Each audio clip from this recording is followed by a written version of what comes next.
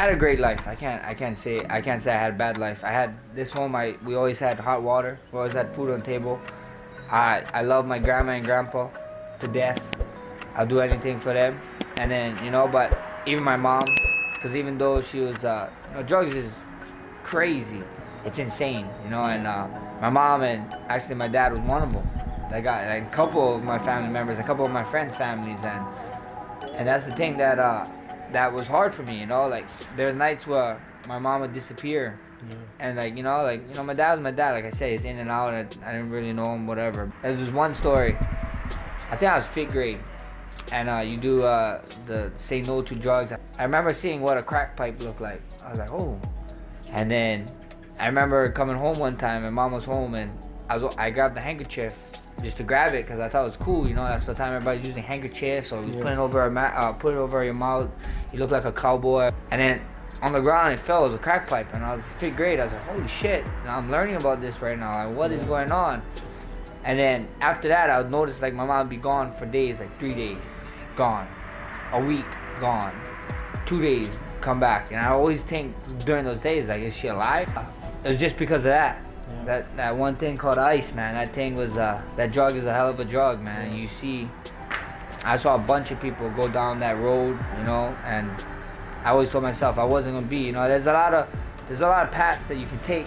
When you get faced with a certain situation, you can always go left or go right, And I always just so happened to always pick the right path, I picked the right path more than the bad paths. I was grateful for that, and I was letting it get to me, but I always told myself there's no way. To myself, I always looked at my grandma and grandpa, what they did.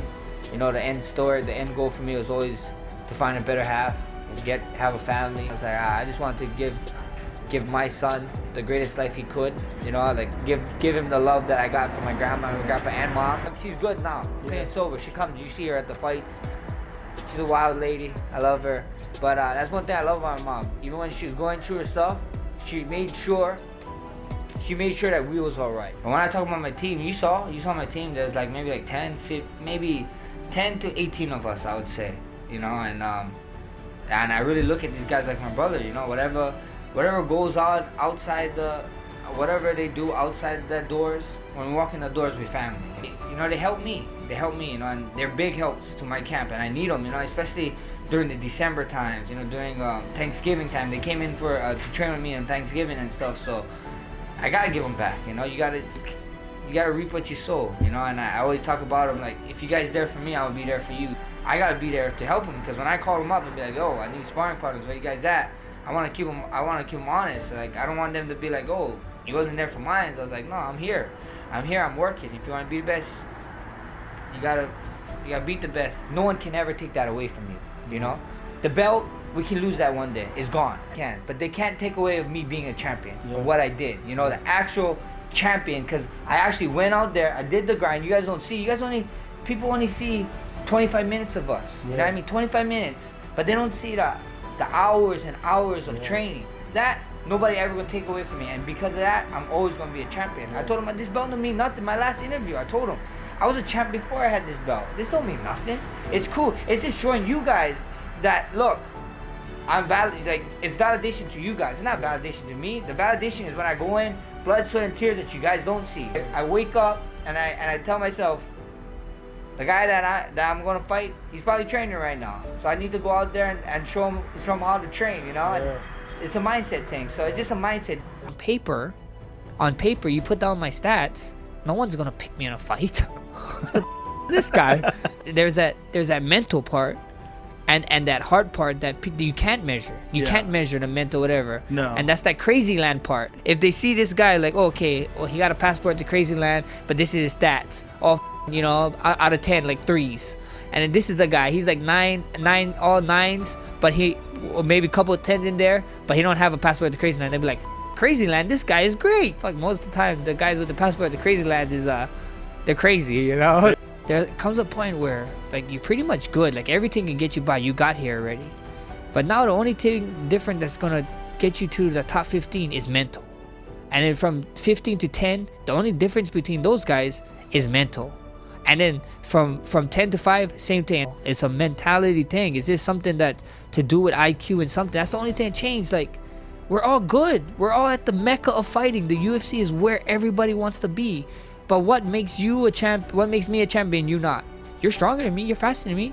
What is the difference? What is the difference? I believe it's that passport to crazy land. It's that mental. It's that thing. Like, I'm willing to do something that I don't know if you even thought of doing it, or if it's presented with you that if you're going to take that chance.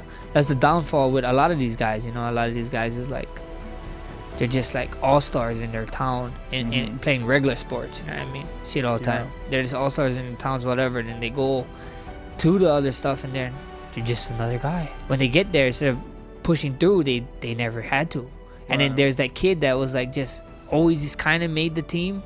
And then he's there with you, and he sees that, and he see you break, and that pushes him. And then now he's with those guys that's just who's freak athletes. You get the mind, and he's hanging with them because he's figuring out a way to do it. You know, life is like MMA. MMA is unpredictable. The most unpredictable. And that's why I love it. I love the chaos. Like, I love chaos around me a little bit.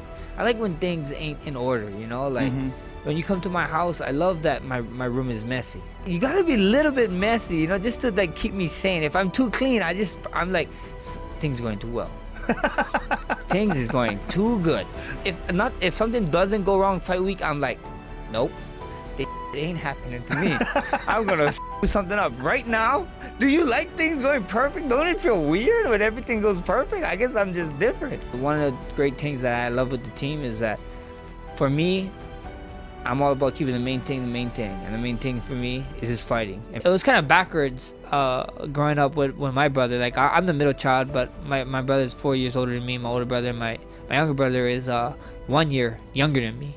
My older brother wasn't really tough on us, but it was a point where my younger brother was like such a spoiled little prick that he would always get me into trouble. Even when I fight with my younger brother, he would beat me because I was smaller than him. Like, he'd beat me up growing up. Like, this guy he would get away with murder, and I always got it. And then whenever he do something stupid, like outside we play with our friends, it's like there's a place on our street where we couldn't pass, and my grandpa would like just be sitting on the gazebo and catch my brother coming back and being like, because he would go in the fucking main road. It's so stupid. There's a dirt road. I was like, bro, take the dirt road. Like, grandpa's always up there drinking his beer. So after the time, he's like, Max made me go with them. I didn't want to go.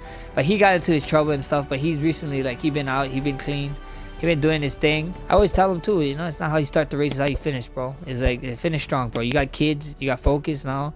I know you think, but you never let nobody down yet. You know, you got time, and just make everything right again, or try to get as close as you can.